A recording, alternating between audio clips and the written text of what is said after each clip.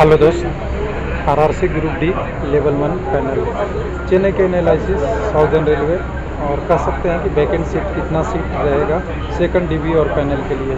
तो अभी बहुत सारे कैंडिडेट का रह गया है जिनका डॉक्यूमेंट वेरिफिकेशन भी अभी चल रहा होगा। जितना का पैनल आया है वो 7960 का है। लेकिन इसके बाद अब क्या कंडीशन बनती है, किन कौन से पोस्ट बचे हुए हैं, पोस्ट क्या करेंगे, कम्युनिटी के डिटेल एनालिसिस के रूप में बात करेंगे। तो अभी जो डाटा आ गया है उसी का डाटा बाद में बात करेंगे। तो सबसे पहले वेबसाइट पे आप रिजल्ट देख लीजिएगा। रिजल्ट यहाँ से आप डाउनलोड कर सकते हैं। तो यहाँ पे आपको रिजल्ट मिल जाएगा, एकदम बिल्कुल आपके लिए उपलब्ध है। इस रिजल्ट को देखने के बाद जब आप जाएंगे तो आपको ये PDF दिखेगा। इस PDF में सबसे पहला लाइन एक लिखा हुआ है जो आपको कैंडिडेट इंडिकेट कर रहा है, जो अभी भी वैकेंसी से बहुत कम है। ऐसा नहीं कि बहुत बड़ा पैनल है, पैनल तो बहुत बड़ा है, लेकिन अभी भी करीब करीब कहें थे यहाँ 8000 से तो कहें तो 1500 के आसपास प्लस सीटें खाली है। ऐसा नहीं है कि इसमें डिटेल नहीं है। तो नीचे में अगर जाएंगे ICF वगैरह का दोनों का है, साउदर्न रेलवे का।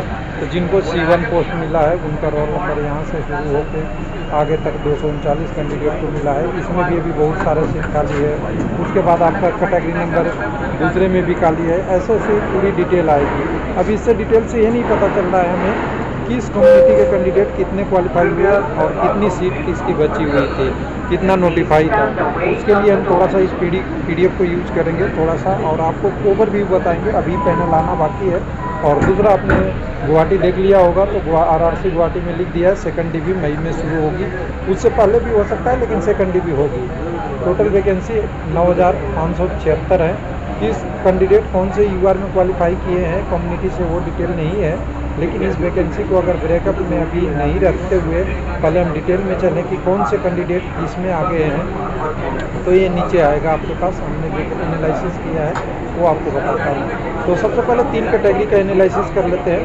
जो एक सर्विसमैन CCA और PWD के कैंडिडेट थे, तो टोटल एक सर्विसमैन के 28 कैंडिडेट हैं। उसमें से 8 UR में, 1 SC में और 19 कैंडिडेट OBC में क्वालिफाई किए हैं। उसके बाद भी जो कैंडिडेट यहाँ 19 नहीं 26 किए हैं 28 में से, यानी 2 कैंडिडेट OBC का बचे हुए हैं पैनल में। CCA में कहें तो 29 कैंडिडेट जाने थे UR के, गए हैं 24 थे, यानी 5 खाली है। 438 थे SC के, मात्र 317 कैंडिडेट का पैनल में नाम है, तो बहुत कैंडिडेट अभी है। 94 के बाद 61, 769 के बाद 610 OBC में, यानी बहुत खाली है। और 2 के अगेंस्ट 2। यहाँ पे एक कैंडिडेट में देखेंगे तो 1332 लोग CCA में थे, उसमें से 1014 क्वालिफाई किए हैं। यानी आप सीधा कह सकते हैं 300 करीब हो गया। 316, 17, 18 सीटें अभी बची हुई है CCA का, जिनका अभी कुछ टेक्निकल इश्यू होगा या बाद में आएगा। PWD के 141 में से 100 लोगों का नाम आ गया है।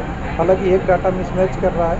जो हमने SC का काउंट ST का काउंट किया 2 था, यहाँ पैनल में 3 लोगों का नाम है। एक डाटा ये हो सकता है बाई मिस्टेक काउंटिंग हुआ हो।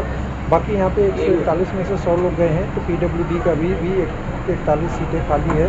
और UR में 18 में से 10 आ गए, फिर 18 में से 11 आ गए SC में, 97 में से 75 आ गया आपका, 73 है OBC में, और EWS में से 6 में से 3 आ गए। अब नॉर्मल कैंडिडेट का जो DB में गए थे कैंडिडेट, इनका बता दूँ थोड़ा सा। यानी टोटल जो DB में गए थे PWD, CCA और एक सर्विसमैन 1501, उसमें से 1142 चले गए आ गया पैनल में। यानी इसमें से अगर देखेंगे तो सीधा कहेंगे 307 के आसपास सीटें अभी इनकी खाली है।